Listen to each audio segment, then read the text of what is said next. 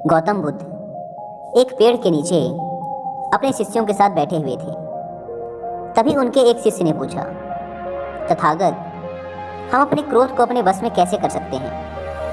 गौतम बुद्ध ने कहा, इसके लिए मैं तुम्हें एक कहानी सुनाता हूँ। इस कहानी को सुनने के बाद तुम अपने क्रोध को वश में करना सीख जाओगे।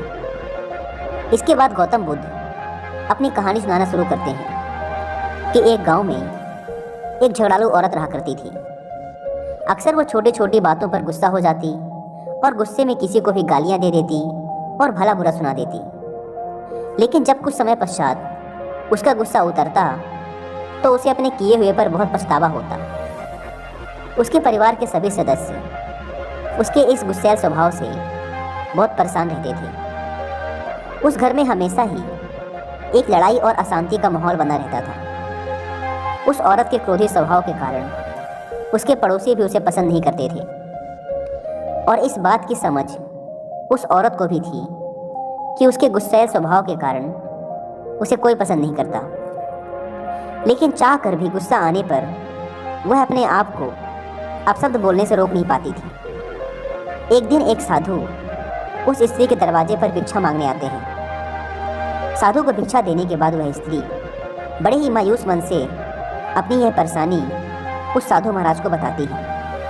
वह कहती है, साधु महाराज, मुझे बहुत जल्दी गुस्सा आ जाता है और मैं चाह कर भी अपने गुस्से को रोक नहीं पाती हूँ। कृपया कर मुझे कोई उपाय बताएं जिससे मैं अपने गुस्से को काबू में कर सकूं।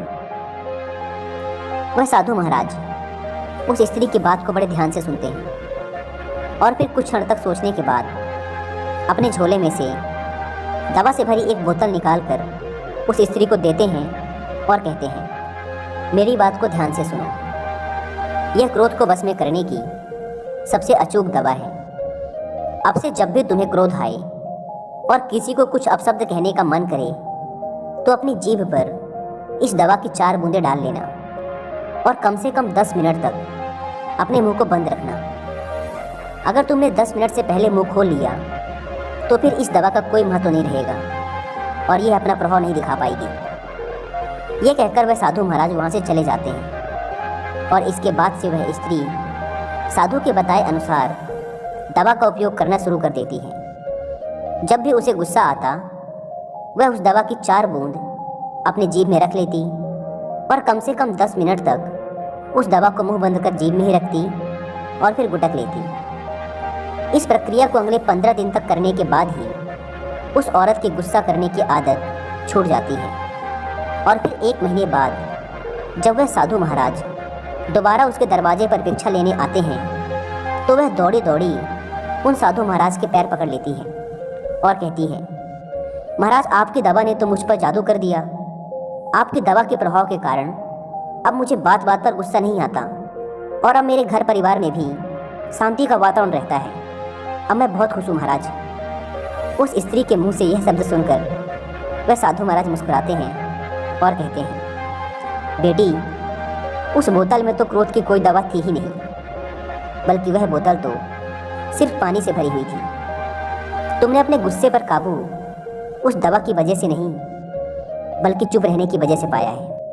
इसके बाद गौतम बुद्ध चुप हो जाते हैं और फिर थोड़ा रुककर कहते हैं, गुस्से पर काबू केवल चुप रहकर ही पाया जा सकता है, क्योंकि गुस्से में इंसान अपने मुंह से अपशब्द उगलता है जो नए नए झगड़े और परेशानियों को जन्म देते हैं। इसलिए क्रोध के वक्त मौन धारण कर लेना ही क्रोध को बस में करने का एकमात्र तरीका है। दोस्तों, हम हमारी लाइफ में भी कितनी छोटी छोटी बातों पर गुस्सा हो जाते हैं, अपना आपा खो बैठते हैं और फिर बाद में हम पछताते हैं कि काश गुस्सा ना किया होता। जब एक इंसान गुस्से में होता है तब उसका दिमाग काम करना बंद कर देता है, सिर्फ उसका मुंह बोल रहा होता है और फिर कई बार गुस्से में इंसान ऐसे शब्द बोल देता है जिनका उन्हें ज़िंदगी भर पछतावा रहता है। कई बार कुछ मिनटों के गुस्से के बस में आकर एक इंसान न केवल मेंटल वायलेंस करता है, बल्कि वह कई बार डेंजरस फिजिकल वायलेंस भी कर बैठता है, फिर जिसका परिणाम उसे अपनी पूरी ज़िंदगी भर भुगतना पड़ता है, जबकि गुस्सा तो केवल कुछ मिनटों के लिए था। अगर हम गुस्से के उन कुछ पलों पर शांत रह पाएं तो हम अपनी लाइफ की बहुत सी लड़ाई झगड़ों और प्रॉब्लम को शुरू होने से पहले ही ख़त्म कर सकते हैं। इसलिए अब जब भी अगली बार गुस्सा आए तो दिमाग को शांत रखते हुए उस दवाई के कुछ बूंद अपने मुंह के अंदर डालिए और कुछ समय तक अपना मुंह बंद रखिए और आप आने वाली कई समस्याओं से बच जाएंगे।